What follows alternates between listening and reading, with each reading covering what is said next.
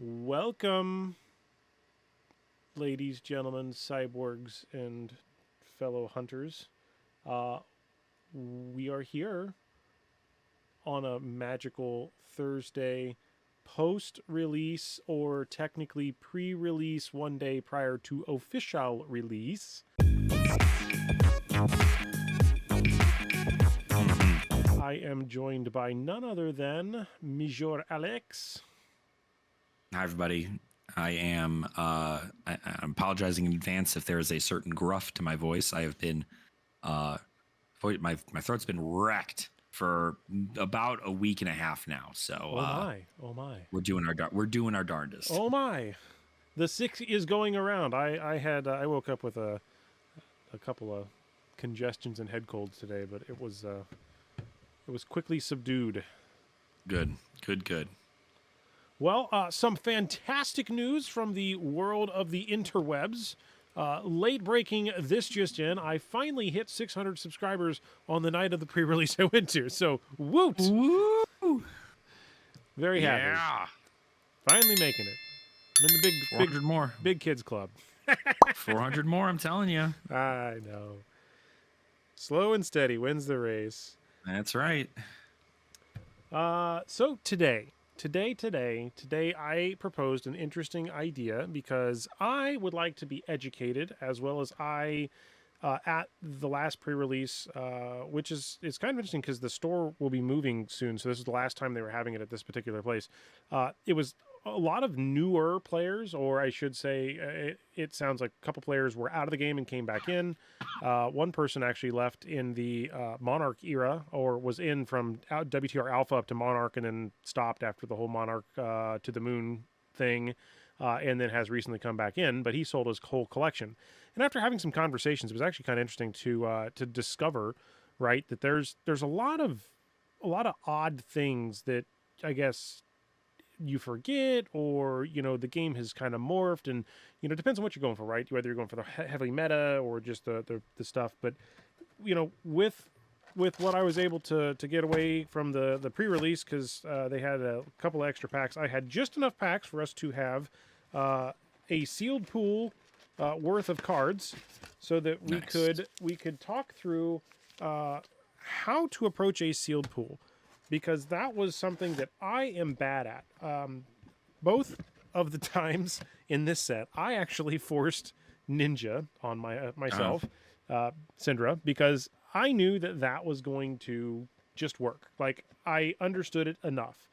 But I still don't understand Assassin, and I really don't understand the Warrior piece as well as I probably should. And I know that there are other people that kind of were in similar boats. So kind of wanted to talk over with you and your thought process, or I think you even had some ideas too. I didn't necessarily grab that. So if you have a better idea, I am all for that. But something to do with these sets of packs, and then maybe at a later point in time, because I don't want to drag this out for 6 hours tonight, we could take what we get, and then I can make the two decks digitally, and then we can actually kind of go against each other with those and talk about that maybe in a second follow-up. That was an idea, at least. I don't know if that's a good idea, but yeah, I mean that's totally fine. I mean, like, I think that's a good call. I know that with a lot of, when it comes to sealed, I mean, just a lot of the information you need to know is what is the value of a card, right? You see a lot of the cards that are in the set. Some of them are 0 cost, 4 power attack, or gives 4 attack to a card, and then also blocks for 3. Those are pretty like high value things. The same goes for any cards that are 2 cost that come in for 6, and then block 3. That's about as good a rate as it gets. And then yeah, I mean, like, it's just kind of good to look over the stuff and see what you have available. A big thing I always do is kind of just like check whichever pile has the most stuff in it, and then kind of start working from there and seeing what we get. So what would you recommend on these? Now, these are the Belgian packs because they're the paper. And interestingly enough, the last pre-release we went to, the shop had one box that was Japanese, one box it was Belgium. So we had half the table had plastic packs, half the table had paper Huh. packs. And out of the Japanese packs, the ones that were the plastic one, they hit I think it was a Marvel and a cold foil, pretty good. And with these, that is kind of an intriguing notion, right? Is in one box, if you get 8 packs, this serves 3 people, which means 1 in 3 chance of getting a cold foil in your slot at a pre-release, technically, because if a whole box has a cold foil, you have kind of a 33.3% chance of getting a cold foil, Yeah. which I think is kind of a nicer 1 in 3 odds. Now I get there's other things, right? There can be multiple cold foils, there can be legendary stuff like that, but so. How do you want me? Do you want me to just dive right in and start opening these, and you can talk through, or we want to talk through some of the Yeah. pack stuff? Because Just crack them open. I mean, like um, that's the whole thing. I know that we get to take out the last 2 cards in the pack because those can't be used. and those are tokens. If they're tokens, you technically can use them, but if they're anything else, you couldn't really use it. So do you In this recommend situation, doing like warrior, yep, assassin? yeah, exactly that. So I do Draconic. warrior, assassin, ninja, and then below them, I'll put draconic warrior underneath warrior, ninja or draconic ninja underneath ninja, and then any of the like special half cards like that, I'll just put in the middle underneath assassin. Generic. Um, Draconic, straight draconic, we'll put in the corner, maybe, I guess. yep. I know I'm probably a little bit off here, but we'll get through it at some point. Draconic warrior, this is probably going to be the part that's going to be the most annoying and take the longest, right? Now, at an actual event, too, this is, you have like, 35 minutes to just build your entire deck, which, reduces the time to get that. Draconic warrior. Oh my gosh, that'd be here. Assassin's up here. Draconic ninja. And if you see anything and you want to talk about it while I'm doing my silly dance of tracking the cards here, you feel free to Yeah. comment I mean, away. Most of effectively what the beginning part of sealed is quite literally this. It's just kind of get your stuff into piles and then assess, because you want to make sure that you're looking for excuse me, you want to make sure you're looking for any Majestics that might be really powerful in your pool. You also want to keep an eye on any like really, really nice equipment pieces that you might be wanting to put into your slots there. For instance, the Blade Beckoner equipment is really, really good in the sealed pool because it effectively blocks weapons really well, and it also will block you can block an attack action for 1, and then you can block a weapon for another 1 because it'll get another +1 when it defends a weapon. So a lot of value there in those. And then outside of that, it's pretty much just making sure that everything is sorted in the right way.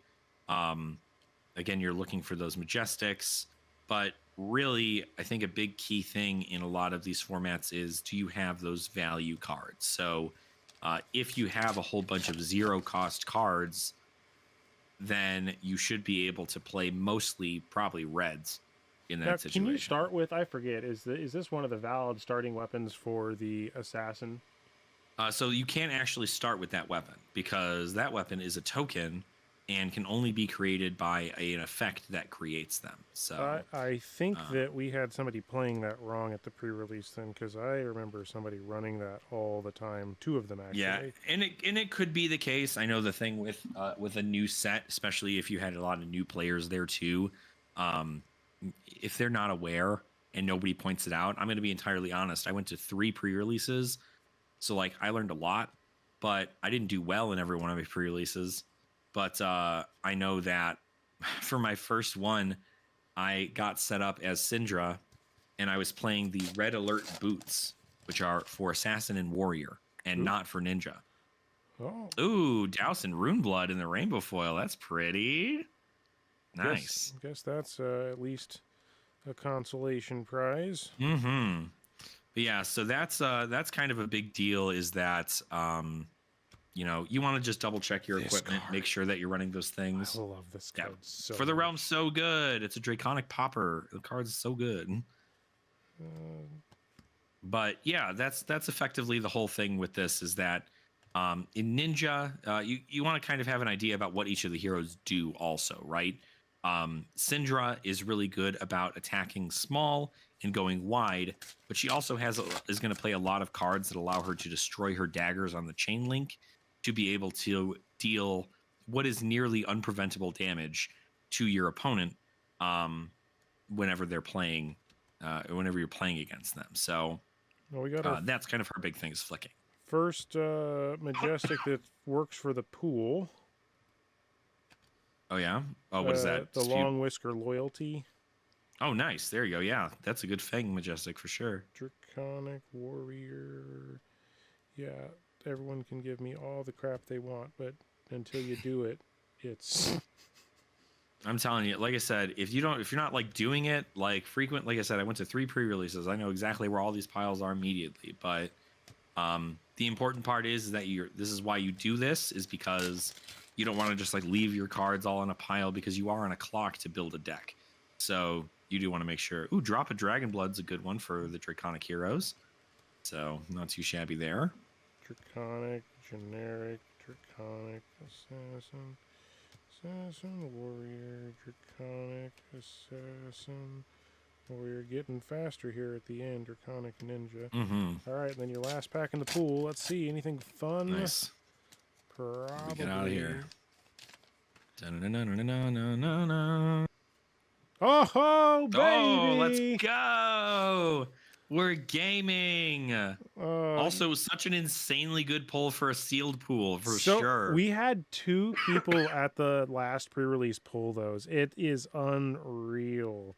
Crazy. It's crazy. The card is really, really good and sealed, because it's just like, cool. It's a D-React for 4, and you can just play, okay, cool, my opponent's going to come in as Syndra. I'm just going to play this at instant speed, and I'm going to just protect myself from 3 chain links worth of stuff. So... Okay, Draconic Warrior.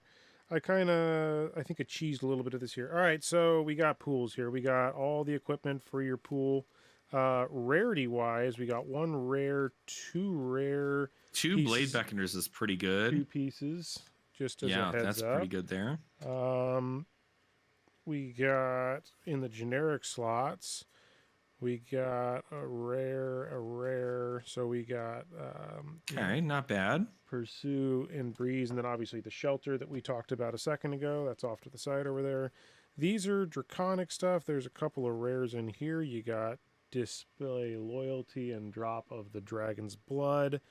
Oddly, we did not pull double...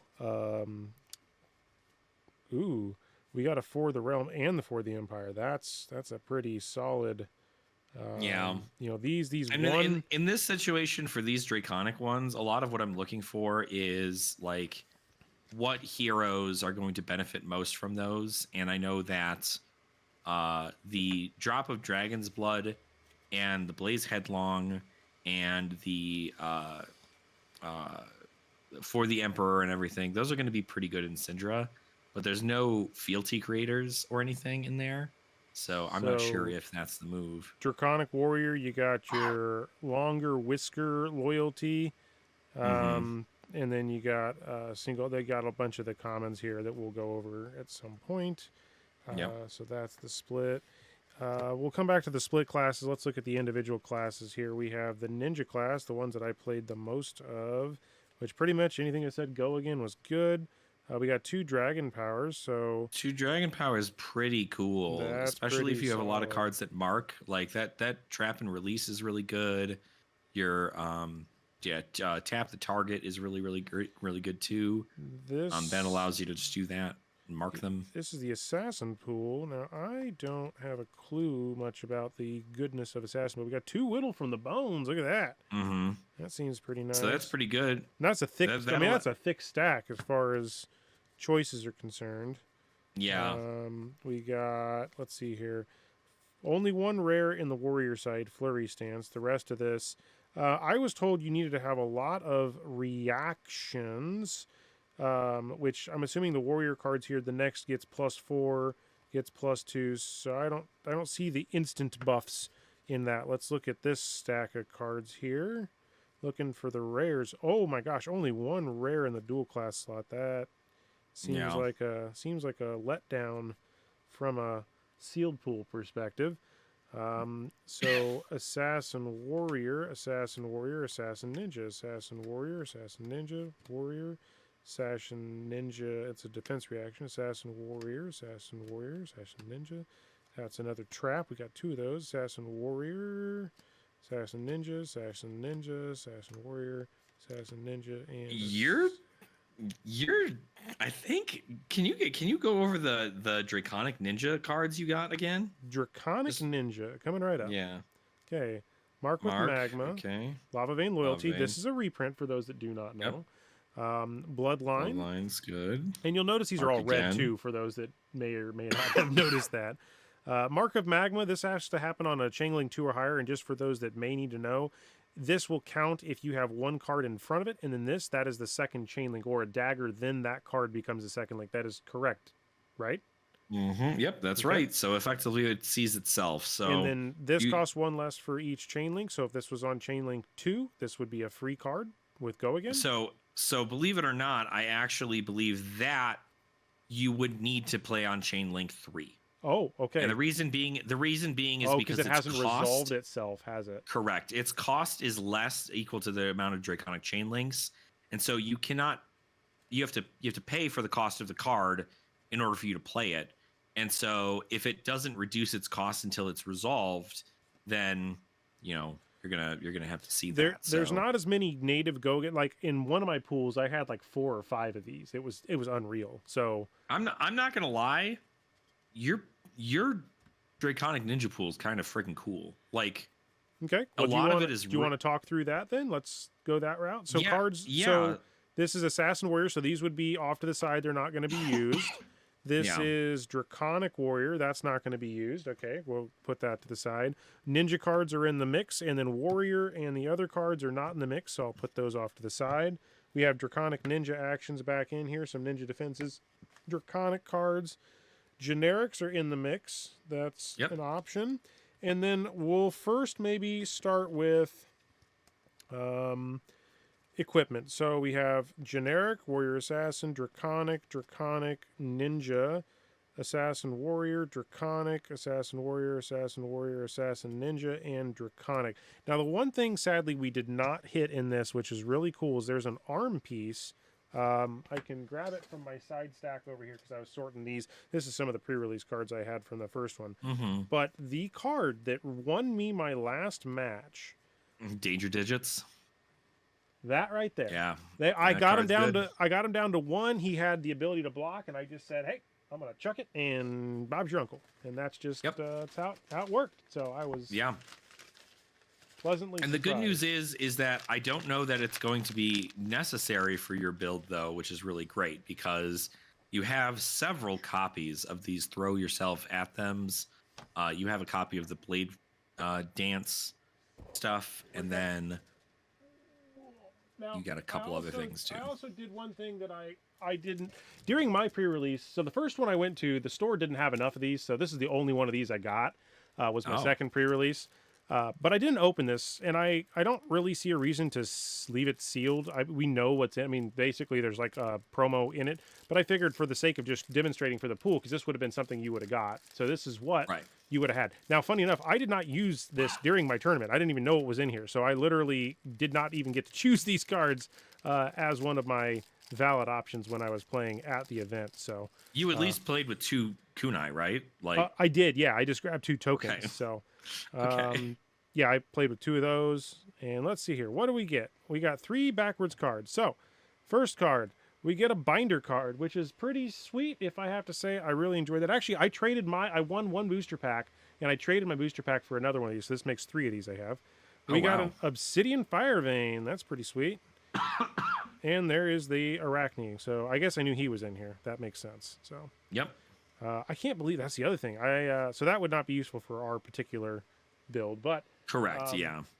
it is intriguing to note that the Arachne promo from wherever that was, Prague, that's like 90. The people are selling this for like $90. Yeah, it's a cold foil. Oh, it is a cold foil?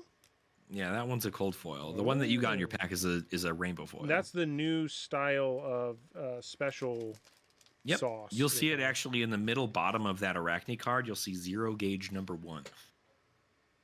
0 gauge number 1. Now, are the foils in the set also 0 gauge? I don't remember if anybody talked about. Okay, so they're not. Nope, they are not. Yeah, currently at this point, they're saving them for like specific promos and stuff to try 0 gauge, but they didn't want to make an entire set 0 gauge on the off chance that it was like didn't turn out good. So, all right. So things we would need for our build here, we're gonna need that, and I like these bigger. Like those are sweet when you get the full size. I think we got a full. Did we get a full size? X marks the spot. No, we didn't. No, X marks the spot. That's okay. All right, so for those that would know, we have a Syndra and 2 Kunai. So this is whenever you hit a marked hero, create a fealty token. Honestly, I forgot to do that more times than I can count at my pre-release. Don't know why. But the second ability there, the destroy and get it back, I found a kind of a nice engine.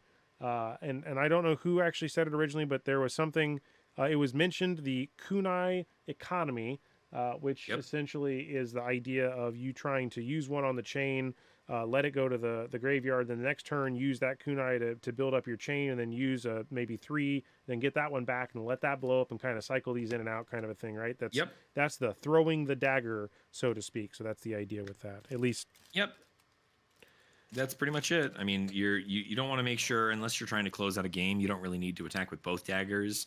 It'd be better that you have a dagger to start a Draconic Chain Link that you can pay for than to use both of them and then have to like hope you get to keep 3 cards to then get them back for nearly nothing. All right. Well, from an equipment suite standpoint, we only got 1 hand, so I guess we'll pick this arm. That's fine. Headwise, we have 2 choices here. So I believe that the Blade Beckoner is going to be a better choice, mostly because it does provide the +1 against weapons. This is a very weapon-heavy set, if I remember correctly. And the Guardwell means that this actually would be able to do a 2 block, and then you could block it again with one other thing and get a 1 as long as it's a weapon. So, no. Not. Okay, so it's... So how it works is currently it blocks for 1 total, right? Because it will only be able to block for 1. Yep. And then when he gets the -1, the next one will be 1 against the next card, because the -1 gives that to 2, right? Yeah. So effectively, what will happen is it will get it'll go to 0 when it gets hit with the Guardwell, and then let's say you come in with an attack action, you block with your headpiece, you block 1 point of damage, but it's not destroyed. And that means that then when somebody attacks with a weapon, you can block it on the weapon attack next time, and it will block for 1 because it'll get that +1 from its effect, and then it will fully be done blocking. So you can only block 2 ever on this. You can either block 1 attack action and 1 weapon, or 1 weapon that happens to pump to 2 if you get hit for 2. Got it. Now with these, I'm going to assume, if we just assume we're not going against Arachne, that the better utility card is going to be this one. Yeah, well, so yeah, I would say Path of Vengeance is better into Arachne, and then Leapfrog is going to be kind of one you're going to want to keep in there. Now, this is crazy. We got 3 choices here. If I had to pick, I mean, Beckoner's really good, but I ran the Code of Allegiance quite a bit, especially because, you get that free resource, which gets you the go wide ability and a Draconic. So what do you think would be a better, for the build that I think we're going to end up with here? I would say if we can get at least 20% of our deck to be Draconic, we're in a pretty good spot. Or if we find a way to make a lot of fealty tokens, we can at least go ahead and utilize those.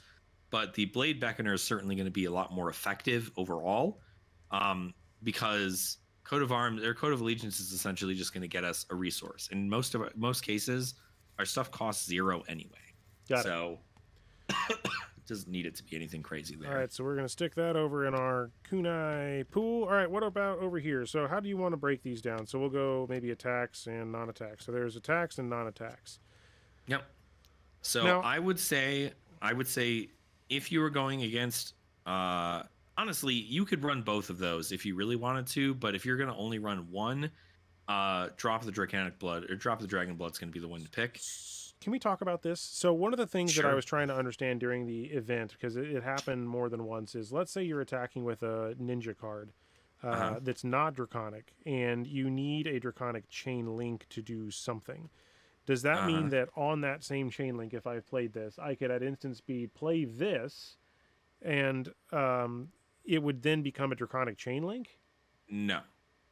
So playing a draconic card does not make the chain link draconic. So Okay. for instance, in the situation for Dragon Power itself is looking to become draconic. Mm-hmm. And even though you are playing a draconic instant during the same time, you are not giving the draconic talent to Dragon Power. You would need to use something like Fealty in order to use that. Yep, and that makes sense on the card. Now, from a perspective of looking at like if you for the ability of the hero, if this is played during that chain link, does that count toward the 3 to make the ability trigger or no? No, it does not, because Okay. instants are not put onto the chain link as in like an activated part of the link. They're effectively like think of them like attack reactions, right? Attack reactions don't add an additional like talent to the other cards in which it affects. It strictly just says the card you're attacking with is the one that the chain link cares about because that's what starts it. I'm assuming we're going to run for the Empire and for the Realm. That'd probably make the most sense. They're Yes. draconic. Put that back over here. We also have Blood Drop. I think we'll probably run that. You know, Blaze Yep. Headlong is fantastic. Yep. All of these. I mean, basically every single draconic card you can slot in. So Now, what does display loyalty do again? That's the display last card. loyalty. This is if you control 2 or more draconic chain links, this gets go again, and when this hits a hero, create a fealty token. This is kind of what I was referring to on trying to make sure we get 2 tokens, because otherwise it doesn't Mhm. have native go again. You have to have it on chain link 2 or higher, so you have to put it in a specific order to make that happen. That's still fine. That's still a pretty good thing. So that should be all good there. All right, now we have draconic ninja action cards here. So again, these are all red. Most of these bloodline. I'm not going to lie. You're running every single card in this pool. Yep, I assumed we were Every throwing all single that one, in. yeah. So you talk about 20%. This is 1, 2, 3, 4, 5, 6, 7, 8, 9, 10, 11, 12, 13, 14, 15. 15 out of 30 is 50%. That is true. That is 50%. So we are 50% on draconic at this point. Ding ding. And that's still pretty good considering the fact that you're going to have other like ninja cards too. So Let's talk should be- this because we got a choice on these. We have 2 of them. Lair of the Spider. When this defends an attack with go again, mark the other hero, but it's a 3 defense 0. It's a trap only. So I would still run this. you would still run this. Yeah, and the reason I'd run it is because having a defense reaction is really important, especially when the other 2 heroes in the format care about attack reactions. And even if you are not blocking, right, or even if like the concept is you're not blocking with anything from your hand because you want to keep it, having the ability to mark your opponent just by blocking is really good because it allows you to then threaten fealty on hit.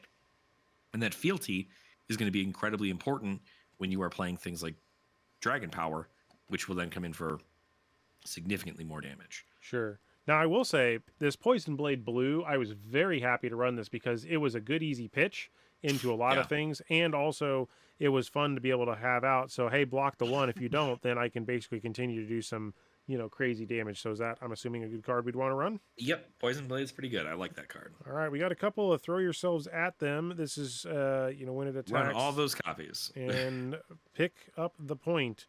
This is get your daggers back. I think these are fantastic must-haves. They're cool. I would check to see how many blues you have in your deck before running both, but Well, they are 0 well, you would need to pay a resource in order for you to get to a dagger get the back. dagger back. Got it. Okay. So We'll see. We're definitely not heavy. I mean, at this point, right, if I look at what we've already selected, the only blue in the deck is Poisoned Blade and Throw Yourself. Like, at this point, we are... gotcha. So we'll put those on the side just for the moment. Now, the last bit is we do have the straight ninja cards here. I was going to divide these into 2 categories. They're all going to have attacks, but which ones have native go again is my first question. So native go again and not native go again. So let's look at the not native go again. It's a smaller pool. These are going to be some sort of buff, and then this is a draconic card that, or well, it wants to be draconic, or I should say, if the last card was draconic, it's going to get go again. It is a 0. So we have. So in this situation, what you need to look for, especially when you're looking at your blues, is you want to make sure that as many blues as possible block for 3. Grow Wings blocks for 3. Dragon Power blocks for 3. You're going to want to run your red Dragon Power too for sure, because you are going to be running other cards in Ninja that are mark your opponent for things. So possibly pass on the Grow Wings. Yeah, possibly pass on the yellow Grow Wings. We'll put that in the maybe pile. All right, next up we have some reds, some blues, and 1 yellow. So looking at the blues, we got Trap and Release. It's a native go again. 1 for 2 and blocks for 2. A lot of these are all block 2, by the way. So yeah, I would say that Fire Tenant is good to keep in there for the most part. And then if you take a look at some of the other cards, Fire Tenant red, Trap and Release red, and Tag the Target red are good cards. Those are fine to keep in there as far as that goes when you're looking at like the overall concept of the deck, because Grow Claws is going to care if it's Draconic. That's a card you just attack with, but we're not giving many things. The point of the deck is to not give a lot of things Draconic. If we happen to have the fealty for it, that's awesome. But what we really want to do is we just want to make sure that we're playing Draconic cards to keep fealty around should we need it. And more importantly, we have enough fealty to where we can turn certain cards that are kind of our game enders into more powerful cards, right? You're at 28 right now, so we got a 2 slot open. Let's talk about a couple of things. We know we probably want to run that. We definitely want to run that. So that's 29. If we look at the generics that are left here, what anything really calling out that's this is the Calming Breeze, seems like it's pretty decent. Prevent damage 3 times. It is a generic. Calming Breeze is really good if you're going into Syndra because it'll block out any flick effects. Nip at the Heels is really good because it blocks for 3 and it's a blue and it costs 0 to play with it. So it can be the best attack reaction to effectively go over stuff, and it blocks for 3 and it pitches for blue. I would say those are probably the best. But if you're going to run anything else, Pursuit of the Pits of Despair is good. Yeah. And Calming Breeze is the other card I would consider. But other than that, I don't think anything else, unless you need more blue block 3s, you can put Trot Along in there. Nope. But all right. So I would say we'll call that the deck that we would present to play. Yeah. So sweet. All right, I'm going to stick that over there, knowing what's there. This is deck numero 1. Ding, ding, ding. All right. And then that is all organized. I'm just going to stick it off to the side. And of course, these are all just my own personal opinions. If you saw Oath of the Whiskers and whatever, and or Long Whisker Loyalty, and you were like, "Oh, damn, I have to play Fang," play what you want.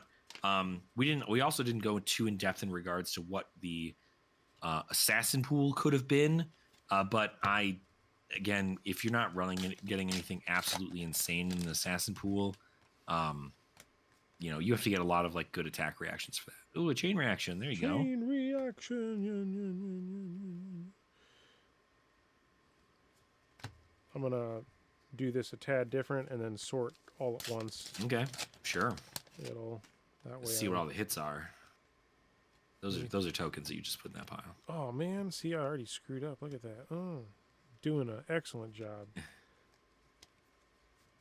Worst content creator ever. You can't even paint inside the lines. Ooh, Hunt to the Ends of Wraith is a good card. Holy shit. That's nice. It's pretty solid. All right, do we get any Majestics in this half of the books? Let's see. Due for something here. Prowess, agility. That's interesting. Pretty cool. Another Hunt to the Ends of Wraith. Wow. Oof. Lay low. The foils can really change the dynamic here. I mean, that's a common foil. That was a rare foil for warrior, and then this is an assassin. I mean, that's upsticks and run foil. So I mean, that's probably somebody really wants that because that's a good card. Everyone's upsticking and run licking. All right, what do we got? We got cut from the cloth. Nice. Black. That's pretty sweet. This probably looks more like an assassin pool. Oh, we got a backwards card. All right. What do we got? Pursue? Silver? Flood? Baba, baby! Oh, Baba! We know where that's going. That Pursue is going to be pretty good. Yeah, Hell, even the Pursue is a good bloodline card. is pretty nice. Mm-hmm. All right. And your last, you really, this is a, I mean, I guess Majestic wise, right? It's about one per pool, it looked like. So, Yeah, okay. Well, it's rough sometimes for sure. we got up sticks, diced, cut through, Nice. and oh, Ooh. oh, that would mean, well, Unfortunately, you you can't can't run use that. that. But, Ah, dang it. Yeah, I but was going to say, that is good though. don't think up sticks and run, diced and cut through. Yep. All right. So, well, Yeah. any major hitters in this one that call your name? I mean, really, the only Majestic that you got that was like crazy good was the Prowess of Agility, and I don't know that that's enough for me to want to specifically play. Well, Ninja. I mean, yeah, because the other two Majestics are not viable due to the fact that they are in the expansion slot. So this is Correct. the only Majestic. Otherwise, you're Yeah. playing as a regular Yep. pool. So, and I don't know that Prowess of Agility. It's got its place, but I don't think that it's here in sealed. There were a couple things that made me kind of feel that Warrior Fang might not be a bad call. Arachne might not be bad either, depending on the attack reactions you got. I know the upsticks and run is really, really effective in the set. I know there were a couple reactions that were pretty effective as well. But obviously, we'll wait till everything's all sorted to determine that there. And that's all. I was just trying to see if we had all the tokens. So, yeah. So I guess I can say that out of the prize packs, we definitely. I knew one person hit the cold foil in this box, so I didn't expect to see the cold foil after. It's funny because he was like, "Hey, we got these packs left." I was like, "I'm gonna buy it because I'm gonna open them on stream because I want to do like a demonstration of how to play sealed." Right. And he's like, "Cool, okay, that's nice." And so I bought them, and then everyone starts cracking their packs, and then like the guy hits a cold foil, legendary generic legs, and Nice. I'm like, wow, that's fantastic. However, That's awesome. bad news for me. So this is out of 3 pre-releases. The only heat that I pulled was this guy right here. This is my Nice. Marvel Arachne Trapdoor. I would say Super the pretty. best card I've pulled is literally this. That's it. Yeah, Shelter's pretty good. It's a pretty good card to pull, I'll tell you what. So Yep. I mean, it's definitely. I'm gonna try my different method. All right. So for those that are wanting to do this, time it. All right. We're gonna see if. Yeah, build this how you build it. No. I'm saying like I'm gonna do my sorting method that I would typically. Oh, I see. Okay. I'm doing the card edge sort, and seeing if I can do this relatively painlessly, because that's how I used to do. Card edge sword. What do you mean? Oh, so you've never heard of this method? Okay, so No. every card in Flesh and Blood has a unique edge. So let's just. I'm gonna move these out the way, and I'm just gonna demonstrate really quickly. I might be giving away my trade secret here. So I'm gonna sort. This is my first card, Lava Vein Loyalty. So now I'm just gonna go like this. Just gonna keep going. Boom, boom, boom. What are Boom. you looking for, though?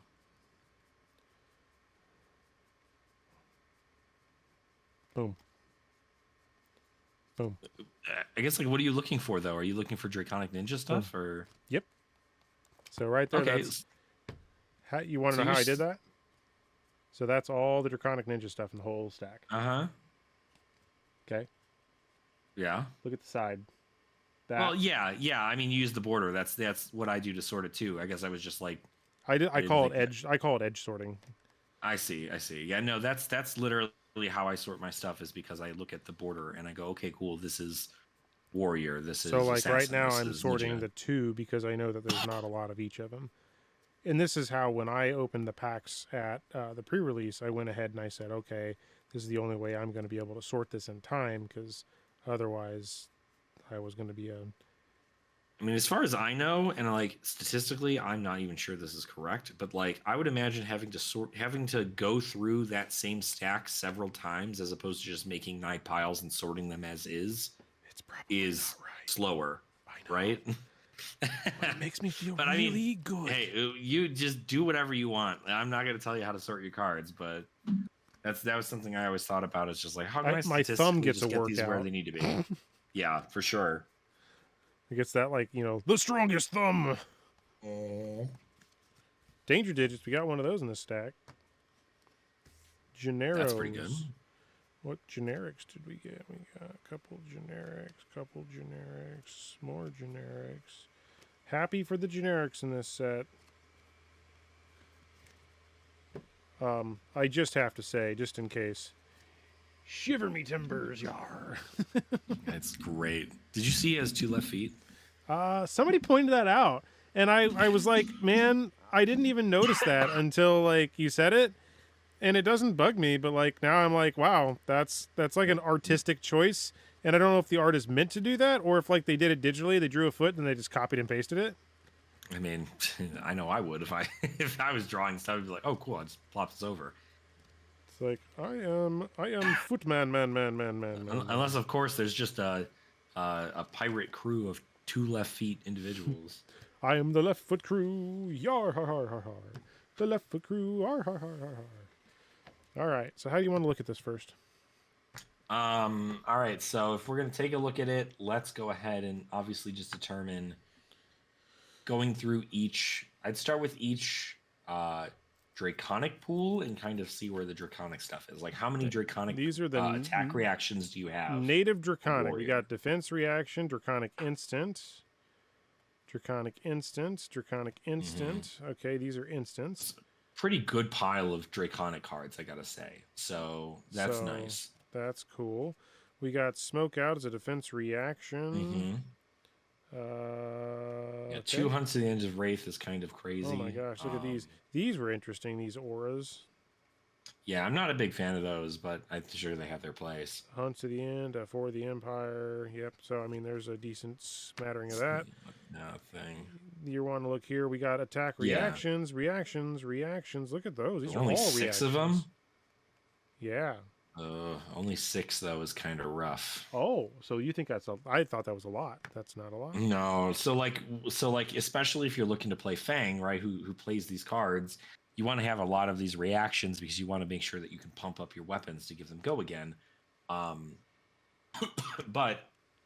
if you don't have Draconic cards to play at instant speed or at the reaction step, then you're probably not able to fully bring that to light there. Okay.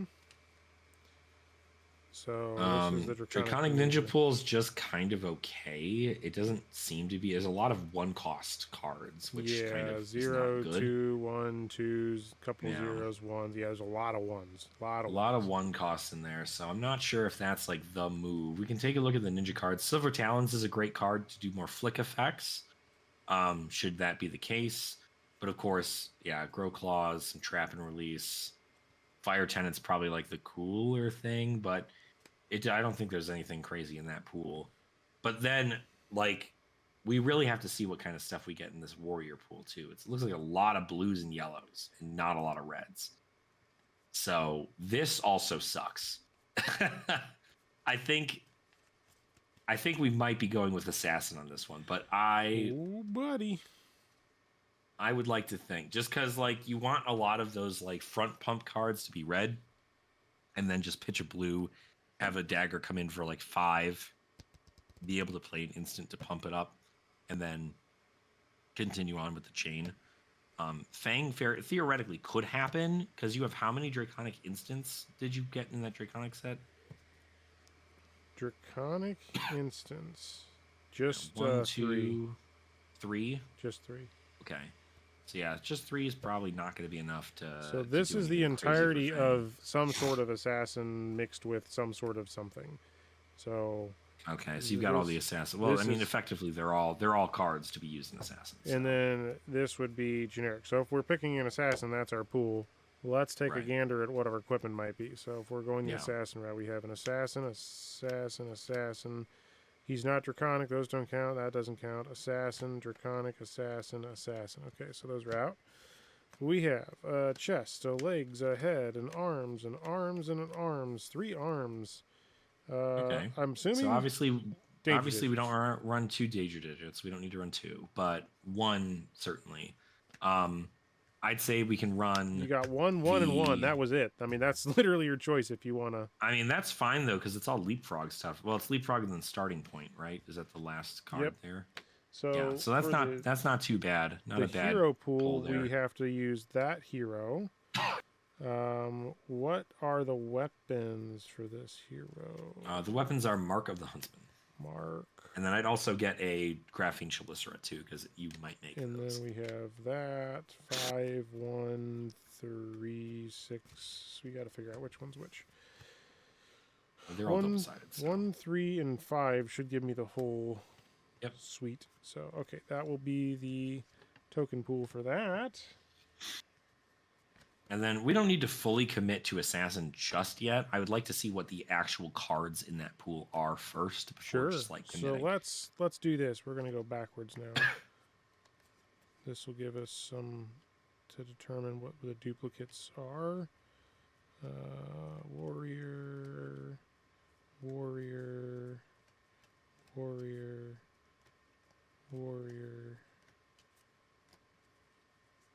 ninja, and then these should all be straight assassin. All right, let's look at the dual class ones first. Starting off, the 2 rares. So the cut from the same cloth is a pretty good one there because it costs 0 and it pumps for 4 on the next dagger attack. And you get to look at your opponent's hand, which is great. Scar Tissue, also very good. So I'd run both of those red copies of Scar Tissue. And Take a then I'd say let's hold off on the take a stabs. Let's definitely add in that Den of the Spider though. Okay, so put that to the side. All right, looking at here, we got rares. Got a lot of rares. Look at that. Got upsticks. Sure, that you could probably run all 3 copies of those upsticks if you really wanted to. And then you also have Poison Blade. Poison Blade's pretty good. Definitely is a nice red. Jesus, look at all, you've got all this. Yeah, that's a lot of pickup points. That's kind of insane, actually. That's like some nasty ninja stuff, actually. But Lair of the Spider, you're going to want to run for sure.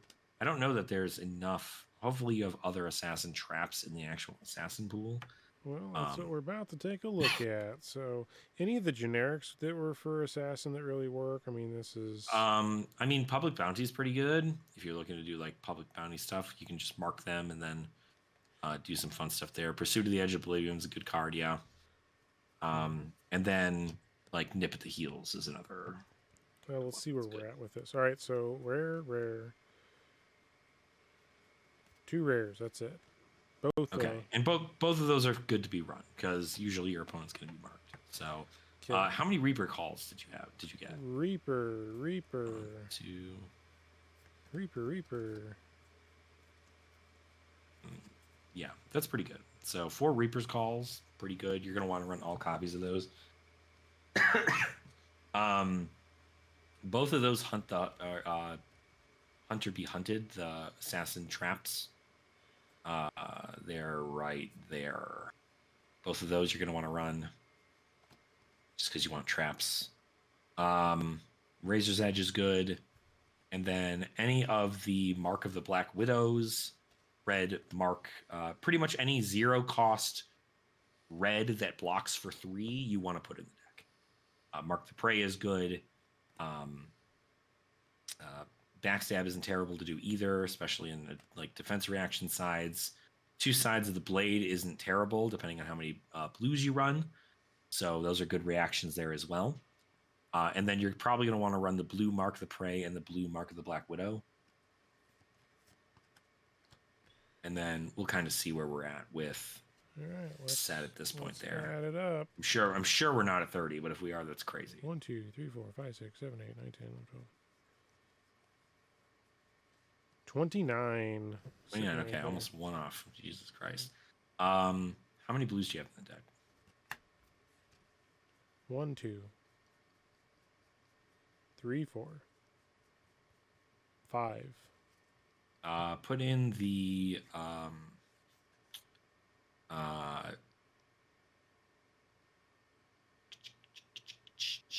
like the it gets go again thing. I mean, Scuttle's certainly not terrible, but I think I would much rather run the. Well, no, I think I'd still much rather run the Nip at the Heels, which is the generic pirate guy again. I think that card's just good. It's just a good card. Now, did we took we took those away. So okay, well that'd be the 30. 1, 2, 3, Yeah. 4, 5, 6, 7, 8, 9, 10. Yep, cool. All right. And then how many attack reactions do you have in that deck? I'll just double check Okay, that real so quick. total attack reactions we got Yep. 1, 1, 2, 3. 3, 4, 5, 6, 7, 8. 8. Okay. Yeah, it's not bad. It's not bad. So it's a pretty good pool. I think that's pretty nice. You want to have just a nice. You don't have enough cards, I think, that you pulled that are for creating a graphene chelicera, but that's fine because you do have up sticks and run, which means that you can destroy your daggers and then you'll be able to get them back. And if it comes to the point where like the daggers are not coming back fast enough, you theoretically could probably take out some of those reds for the pick up the points, and you'll be able to recur those daggers then too. Well, since we were in the mood for draconic stuff, I found an old copy of Ooh, something Uprising. just to hang out. This is the first 2.0 set, right? Like, God, I love this set. This set's so good. I had to buy something at the LGS because I was not at the price point I needed to be. So I see. Oh, there's 2 cards. That's probably a Phoenix Flame. Yeah, token. Yep. Because that's how the 2.0 set works. All right. Yep. Arctic Incarceration. It's kind of fun to look back at these cards now that it's been a while. It's crazy. Succumb to Winter. The rares in the middle of the set. Oh, yeah. Crazy. When you forget about Pretty it, much you it leave there. them. Yep. Paper Packs Uprising. I was pretty happy when that became a thing. Yeah, that was awesome. I think that was a great change that they did was making those paper packs.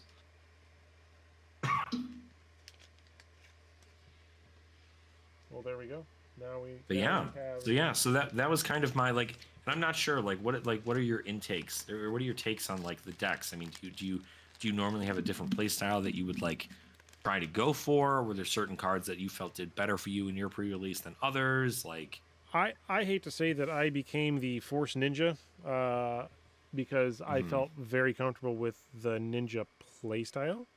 right. I wanted to very much go into the Let's Play Assassin, but I did not understand the nuances within that would have allowed me to actually probably successfully play that. Gotcha. The cards, I think, yeah. So kind of going back on the stuff that I got, I pulled a Spurlock. That was nice. one of the cards, but out of the other. Dang, sorry. Nice. Other ones was an adult Fang, which doesn't really help nice. for the pre-release, but it was Majestic. And then in 2 separate pools, one was a Savior Bloodshed. Savior Bloodshed. That card's so good. And then the Everyone Kiss of Death, apparently. So. Oh my god. That's crazy. You got those in your pre-release packs? Yeah, but I didn't know how to play Assassin, and I didn't really want to. Holy shit! You should have just played Assassin. Those are crazy. Yeah, those are crazy. Okay, so I'll give you a quick rundown. Assassin, incredibly simple. Play an attack. That comes in for 3.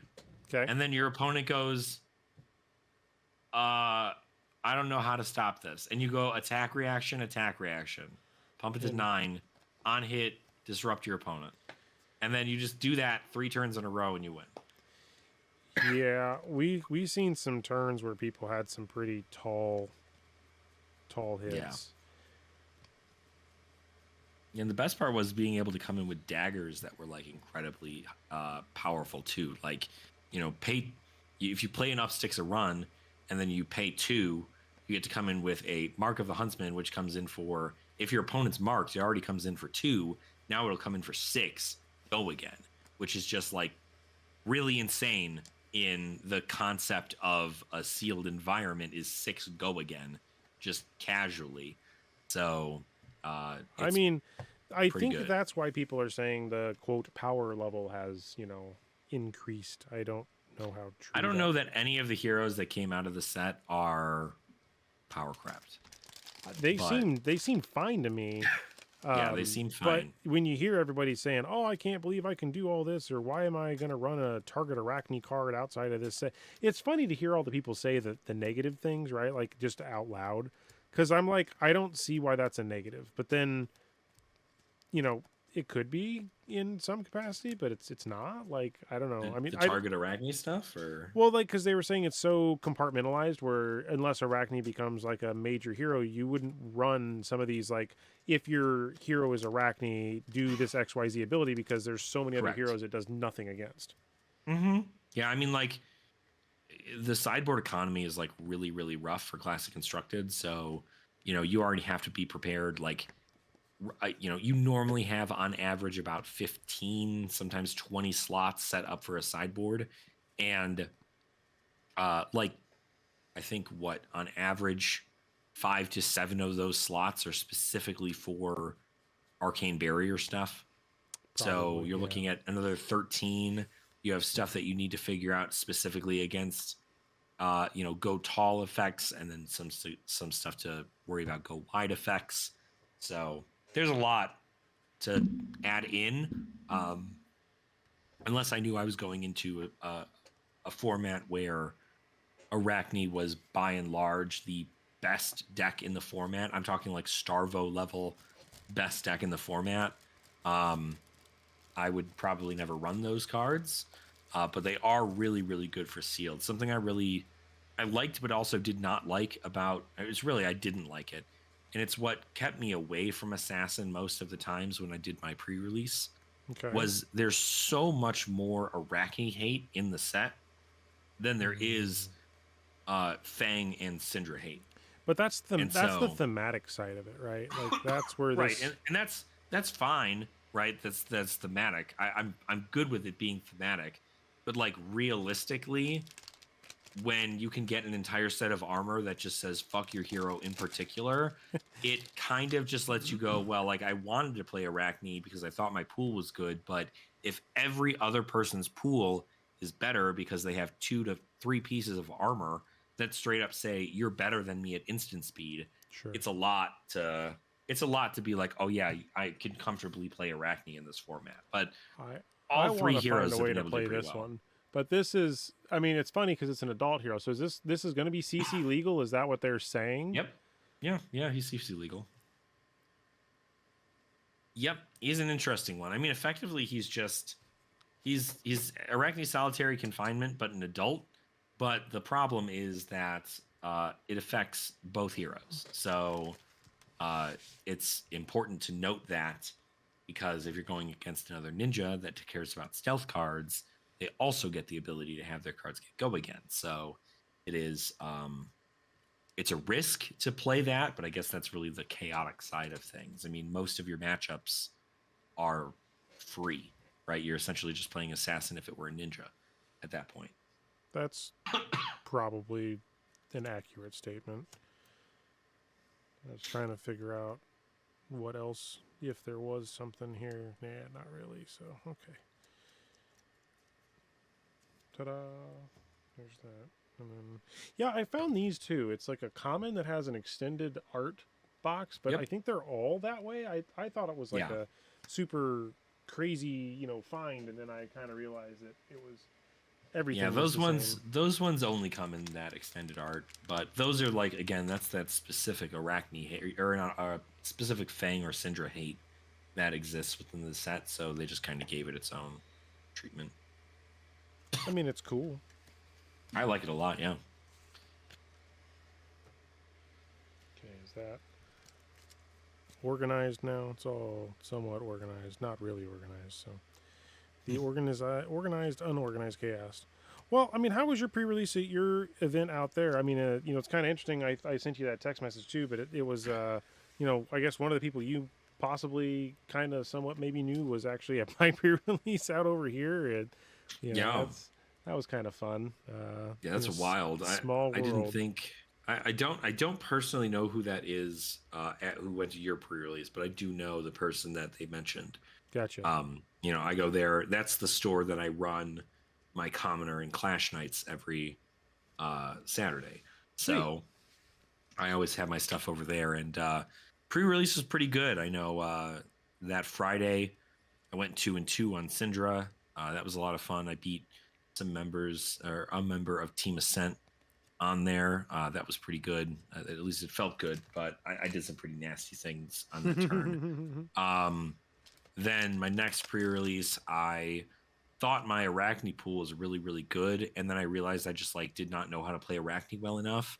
And I kind of I went 1-3, my one win being a bye.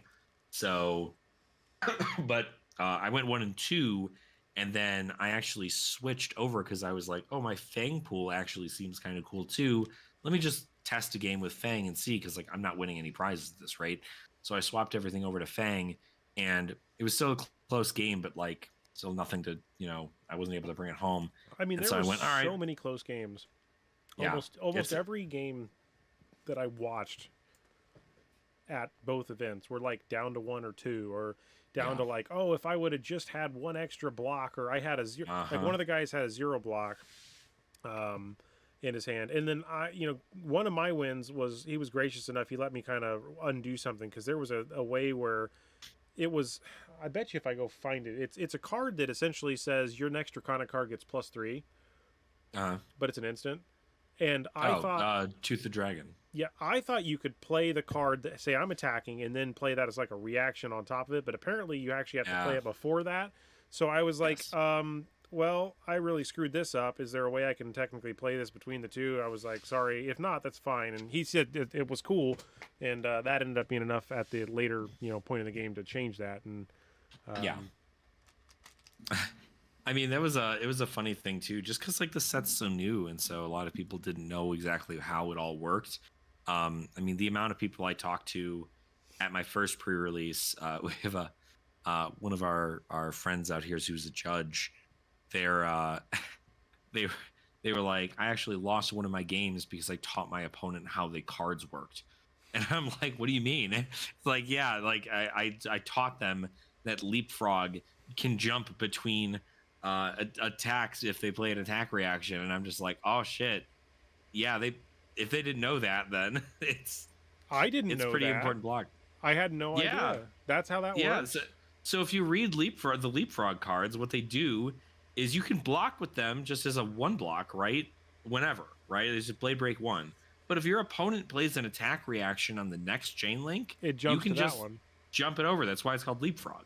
It hops over to the But you can do that if they had 3 in a row. You could do it 1-1-1, keep doing that. Oh, yep. Okay. But only if they play a reaction on that chain link. So, for instance, if they come in and they just attack you with an attack action and no reaction at all, sure, then you can't have it pop over to that chain link. That makes sense. But it's effectively the same deal you get to do with quick dodge flexors, but at a smaller scale. So, yeah.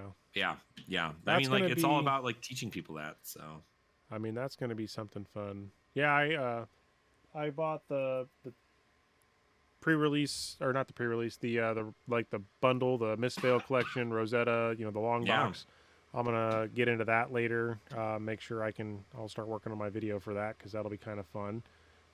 Gives me an excuse to try to... What? I was gonna say I have, whenever I got to my first pre-release, somebody who watches the channel who met up with me there. They had bought the Hunted Blitz collection, and I was fiending for them to open it, because they were opening it for the same reason I wanted them to open it, which is the Contract Arachne deck had not been spoiled at the time that we were opening this box. And so I was like, what is in there? Did they do anything else besides just add a mentor? This is crazy. And so lo and behold, we opened it up and we found out that that Mask of Perdition is in there, and Wait, that really? Mask of Perdition's in that? yeah, Mask of the majestic like assassin headpiece. Oh Yeah, my Mask of gosh. Perdition's in there. That's Um, it- unreal. That's cool. yeah, Congrats. That's a great I know idea. it's so cool, I and mean, so the that was in there. Dynasty. Well, I mean, it was about a $3 card non-foil. So, Yep. but the cold foil. Oh my god! I bet you the cold foil's stupid. I bet you the cold foil's stupid expensive. I don't think the cold foil's stupid. I don't think the cold foil is that Really? expensive. I don't think nobody's playing Contract Arachne, so like it Oh, doesn't. now it's only $60. Yeah, but and then there are the obviously the Mentor looks super cool, and then the there are extended art cut to the chase in there, much like the Okay. promo that they were giving out for the Flesh and Blood LGS promos, but it was just cool to like see that open. The playmat looks super cool. What's the what's yeah. the mask for assassin that people run? What's the head slot? I guess it depends. For Arachne, now Yeah. you're probably running the new Arachne specialization helmet that comes out in the Hunted. If you're a Zuri, you're probably running something like Crown of Providence. And then if you're new, you're running Mask of Recurring Nightmares. That's kind of the staple there. But not many, unless you are Contract Arachne, and that's like your big deal. So yeah, you're right, because Black Tech Whispers is feet. That I'm just looking at legendaries. Flick Knives, Yep. that's your arms that people are picking. You do have Mask of Deceit is that's the one guy I bought his pre-release kit. You know who you are. I'm not mad at you. But He's pissed. the first pre-release, he hit Mask of Deceit. Sold it. Ooh. Second pre-release, right next to me. Hey, buddy, look what I hit. Mask of Deceit. I was like, you Oh my son of a gun. God. He hit two of them back to back. I think he sold both of them at this point. So it's... I literally watched as was somebody pulled my same judge friend pulled the Marvel fealty at the first pre-release, and then sat across from me during my second pre-release and pulled the CNC, and then So in their those third seem pretty pre-release, I hard think to they hit. pulled a Mask of Deceit as well. I think. So what do you think those So- CNCs are going to end up at? I mean, realistically, what do you foresee happening with that? Because the pre-release price is still ridiculous, and I know that the card is going to be out there, but They'll it still be is- $100. Man, do you Well, think because the thing is, do you think the have new you one's seen going to what? be more than the Arc? Have you version? seen what the Arc versions are going for? The Arcane Rising versions? Yeah, No. you should go look at that. Why are they more expensive than they were? No, I saw a CNC for $70 just a little while ago. Really? Yeah, yep, 74 for the white border. Although that's probably So Command and Conquer, it looks like they're the E. Oh my God, the EA is $600 on pre-sale. That's insane. that's not going to go for that much. I mean, it might. I'm not going to lie. I think the extended art is really really good, and it's probably going to be the new chase next to the fabled Command and Conquer. Sure. Um, Well, yeah. So but the like, if we're Arcane Rising one is $90. The Yeah. White History Pack one is $75. It looks like. Do I have? Funny Yep. enough, I actually traded my Flick Knives at the event with some other cards. I traded it for that because I wanted one for my collection. there you go. I didn't have a white bordered tunic, and I had two Flick Knives, so I was like, well, all I can do is go down from here because Right. it's like this Exactly. I'm like, tunic's a generic, and I can at least use it now. I have two. I have my WTR in that one, so I can now use it in two UPF decks instead of proxying the other Yeah. ones that I was doing. So that's kind of my mentality. That's with it. good. I think that's a pretty good trade, I'd say. You definitely took advantage of the hype there for sure. Well, he got let's see here. I think I gave him some spreading flames. He got 3 that all you got. He got 3 spreading flames. He got the Flick Knives and a couple other cards. So I mean, realistically, I think he got like $170, $180 worth of cards. So I mean, it was You got $170 worth of cards, and you just got a white border tunic. Well, that's going for $180. Is it really? Yeah, that's what I said. That's literally what I said. White border tunic? $180. $150 right now, but like Well, still that's crazy. There's one Yeah. at $150. Then they go to 175, 180. Oh my god. And the guy, and by the way, the guy for future me that's selling it for 144 is a zero seller, zero sales, immediate post, just trying to get money for the card and get out of it. So the next like legit seller is 175 with 7,000 registered sales. It is crazy to me that I bought my non-foil crewneck for like, I don't know, like $80 or something like 2 years ago. Well, And seeing it be nearly double its price is crazy to me.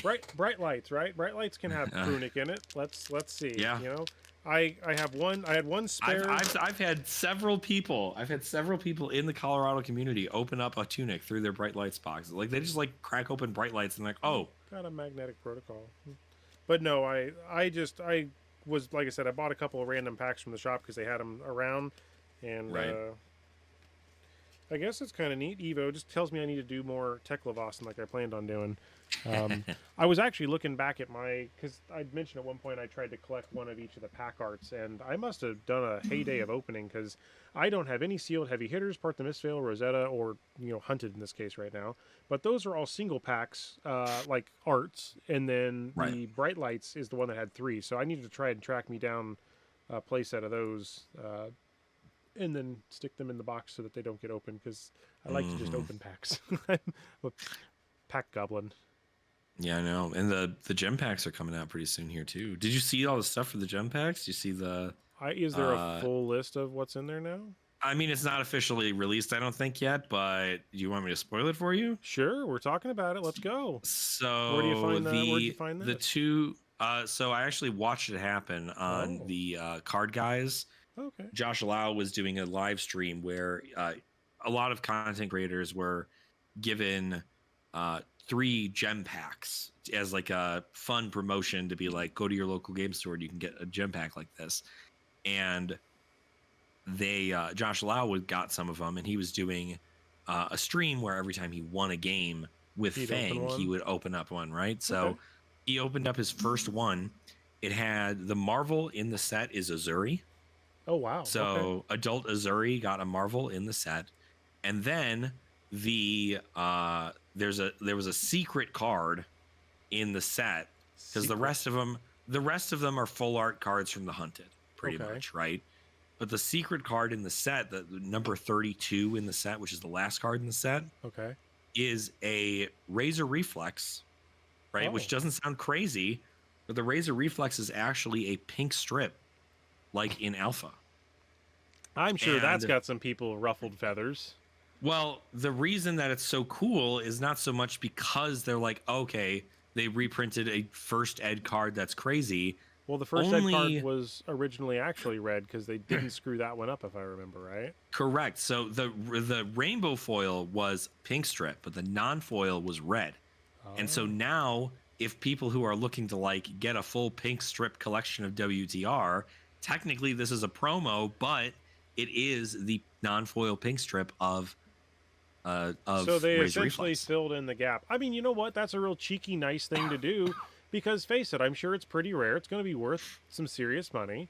Yeah. And it's an homage, right? It's not that they didn't release it in bulk. They didn't say every player that goes to the pre-release, instead of getting Arachne, you get this whatever, right? Like, and even if it was, it's just a Razor Reflex. Like, I mean, Yeah.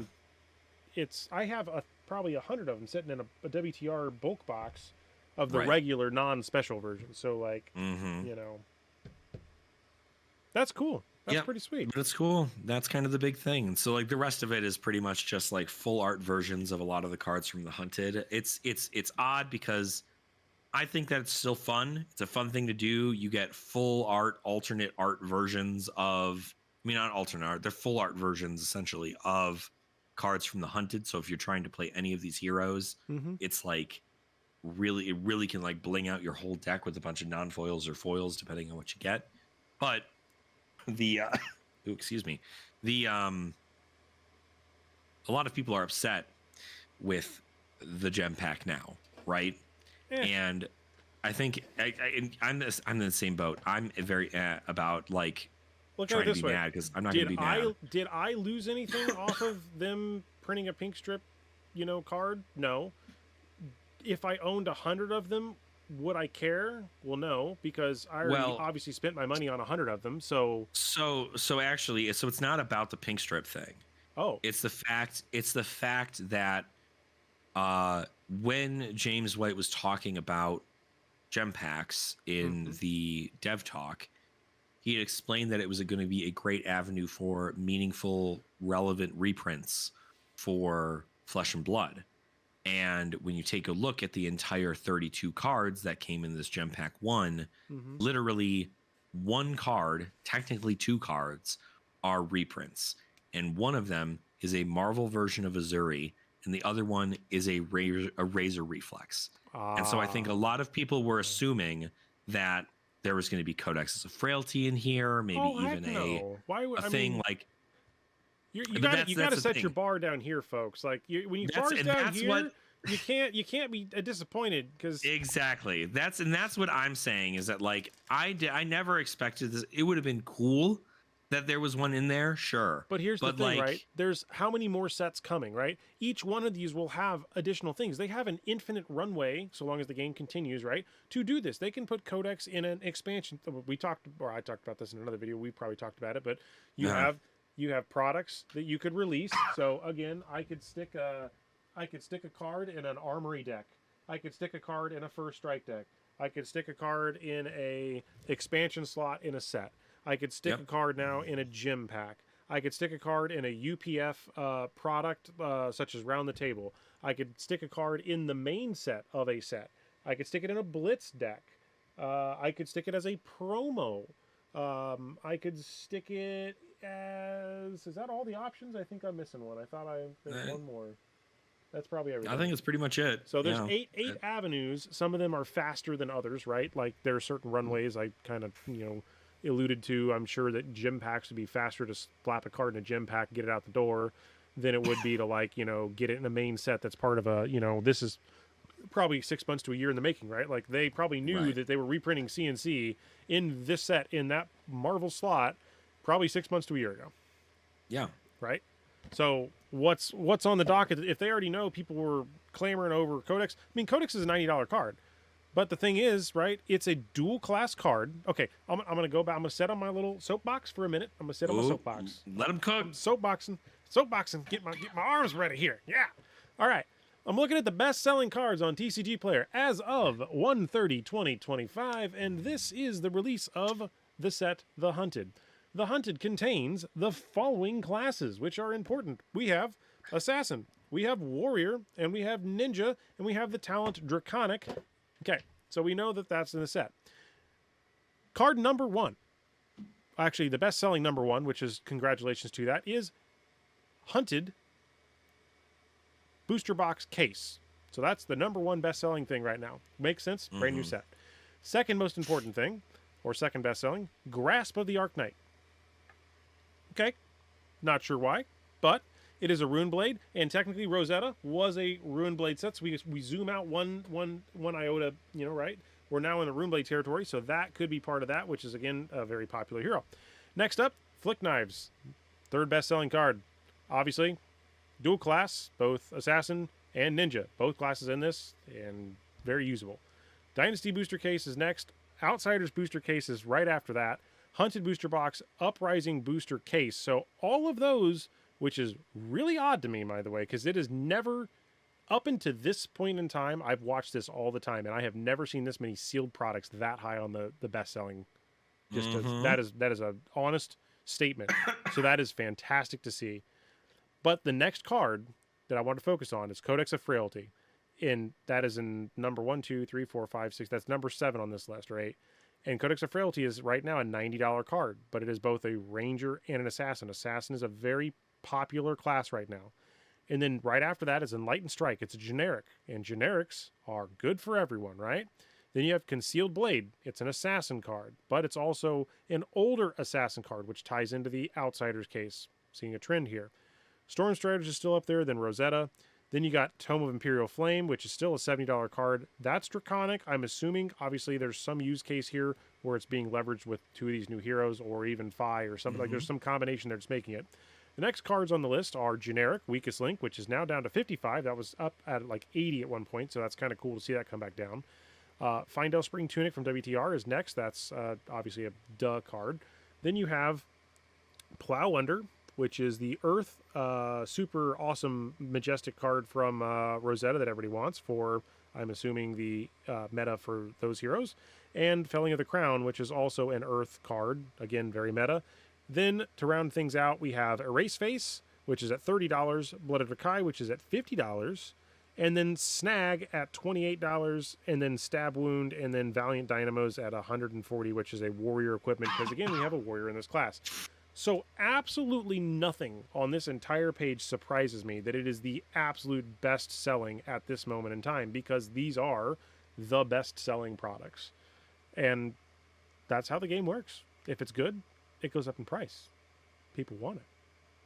That's my soapbox. I mean, really, that's it, though. I mean, like, I think that, and the issue here is that, like, for one, there are a lot of people who believe that they need these cards in order to even play Flesh and Blood. You don't. I just made a whole freaking video on it. You don't need them. I actually told the brand new player that got out in Monarch, the one I mentioned earlier, that that said, hey, you know, and apparently, by the way, this guy was in it. WTR Alpha, had like cold foils, had a bunch of like, he bought like cases worth of stuff from Team Covenant and, you know, early on, right? So he had a bunch of the early WAC cards. He sold those all to somebody, got his money out, apparently pretty decent at the time. Then he got really hosed with the Monarch overprinting thing, which I don't really think it was. I don't think it was overprinted. It was overprinted, but I don't think it was overprinted to the level that people are insane, right? Like at some point, the user base will catch up to that, and it's fine. But he apparently got caught in the hype of buying $300-$400 boxes, right? It was kind of a thing, and then because that, he was like, "I'm out. I'm done." That was his catalyst for leaving. On his comeback in, when he got those expensive cards, is also the gentleman that hit that crazy, you know, cold foil out of that same box we were just pulling these packs out of. He's the one that got the cold foil quick reflexers. So, you know, he really hit the jackpot there. But he was like, well, what do I play? How do I play? He asked questions during the game like, can you block with more than one card? You know, or can you... It's amazing how some of these players that when they come back, right, they've missed everything, and they're like, well, do I buy the meta? Do I buy the latest card? He wants to play Mechanologist, so I'll probably be talking to him at some point, you know, even on the channel or offline, trying to get him Mechanologist cards, helping him with learning mech. He seems very, you know, thrilled about that, and I'm glad to have another mech player. Like, that's kind of the joy of exploring a class. But, you know, yeah, there's a lot to take in, and you don't need the highest end cards. You can still build like an 80% deck if you're not trying to compete at the top level. But those top level decks, because of these prices, are $1,000-$2,000, because most of it is in 15 cards. You know, your generics, your equipment, and once you have those, once you have your CNCs, your generics, and your tunics and stuff, your deck price drops like exponentially.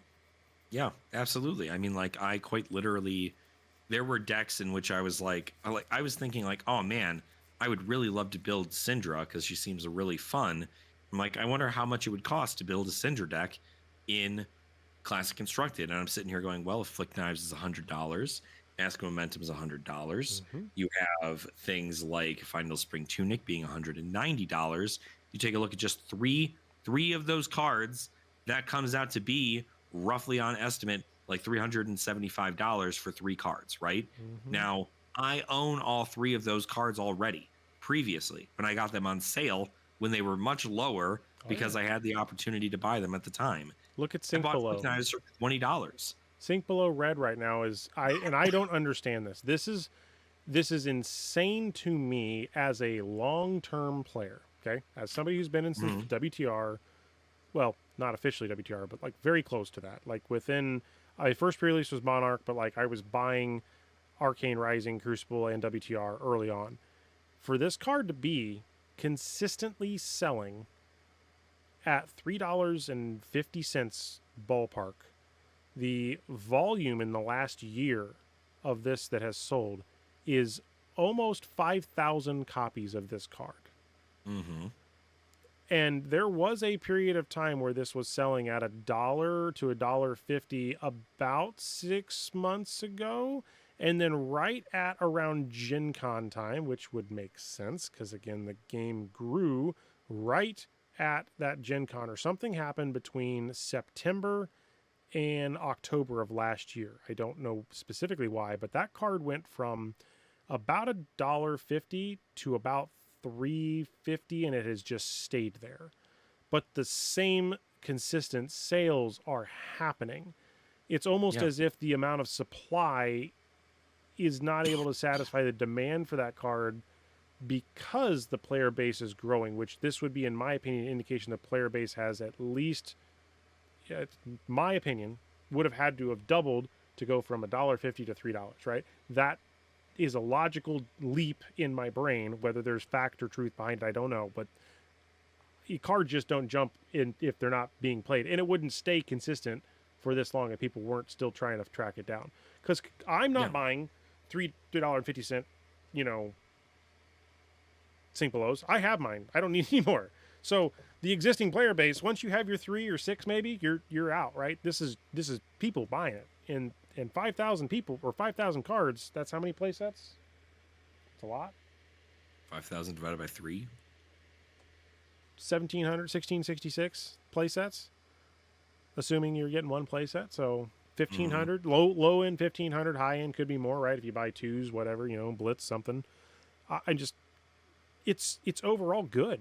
But this is one of those cards that I've been questioning, when are they going to reprint it? Like, when will we see this again? History Pack 1 brought it, but like...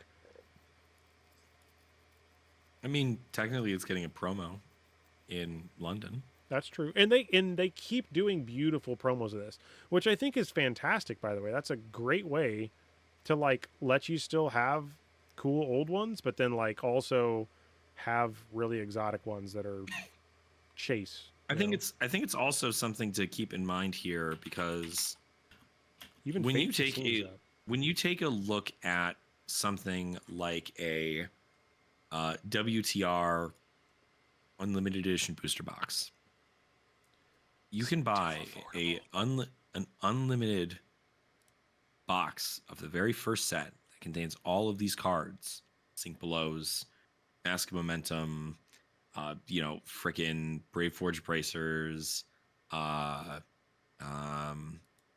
E-Strikes, all this stuff. $80.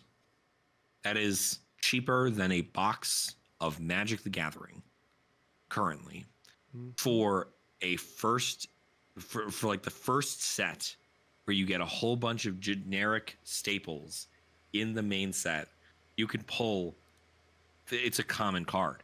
You can pull several red Sink Belows from this set and one legendary from a box, and it'll practically pay for the whole thing. That is not something that is normal. And I know that I think Rudy from Alpha Investments just made a video on this, and how there are sets that are still going for their minimum advertised pricing of, like, you're able to buy a case of Outsiders for $333. $333 is near map of what you would sell a case for that product. That is insane, because the amount of value that you get out of a case of Outsiders, if one of those boxes contains a Codex of Frailty, you paid for the box. If one of those boxes then contains the Fabled, you paid for another box. 2 cards helped you pay for half of a case. And that's the case. And God forbid you get a Marvel. If you get a Marvel, those things are also going for an insane amount, because there's only 3 of them, and it's really hard to pull, and they're all the codexes. So that's true. This is something that is really important, and that I continue to make a PSA about, is that in most cases you want to just buy the singles. But there are not enough people who are, especially LGSs, who are taking the opportunities to open these boxes that they have sitting on their shelves and then selling the singles. Because that's what should be happening, right? Is you should be cracking these things open and you should be selling them. If you want to keep any of it sealed, you keep a case for yourself, or you can look into Alpha or Arcane Rising First Ed or all that other stuff. But you do not want to keep many of this like it's not a sealed players market. Like this is a players market. People want the cards inside of those boxes. And so cracking them open is going to allow for more of them to enter the market. So buy a Yeah. box. I mean, at this point, it's just easier. You buy a box, sell what you get in the box to help pay for a Codex of Frailty if you So didn't pull one. let's see here. Yeah. Um, I would say even so far back as to Tails and Monarch, even even Bright Lights, Heavy Hitters, Mistveil. I mean, all of these are like readily available for Yeah, decent prices. like this, like you're not. The only thing that's happening right now that seems to be pretty crazy, and I'm still not sure why exactly, but uh, where the hell is it? I would say Um, Outsiders is missing. Like that's probably the one gap that I don't understand if that's just been targeted.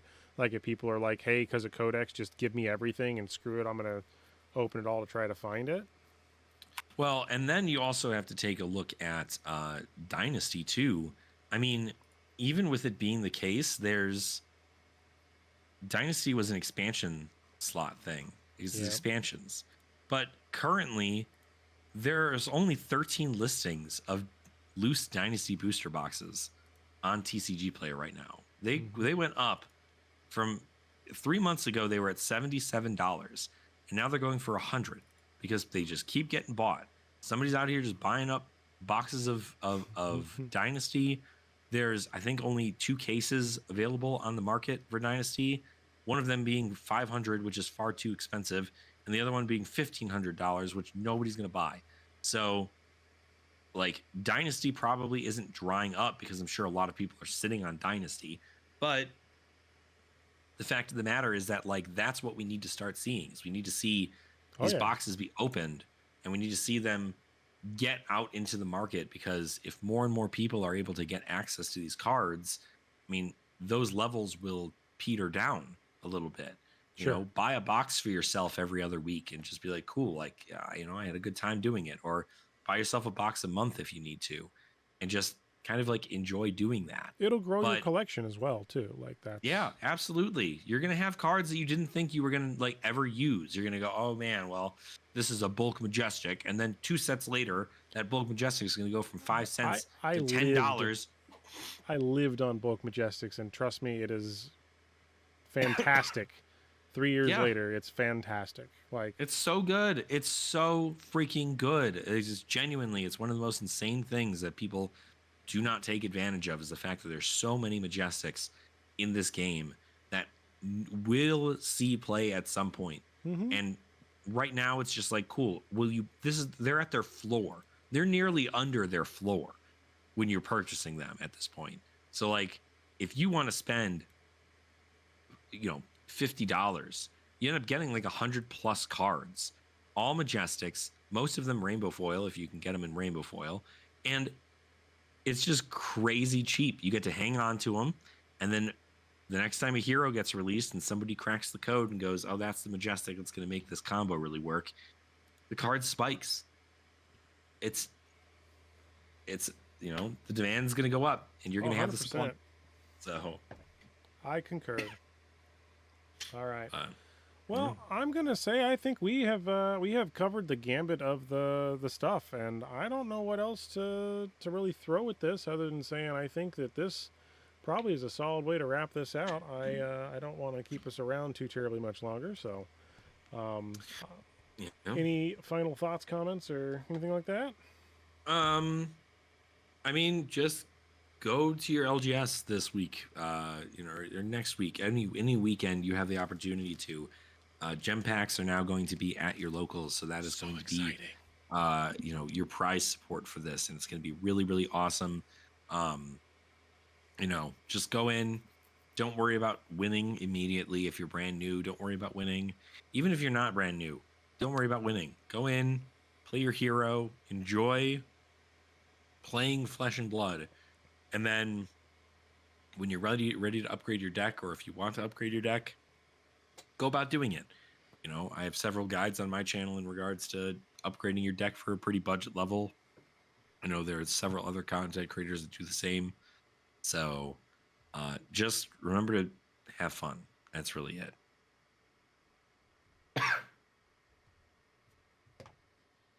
Excellent. All right. Well, until next time. Cheers.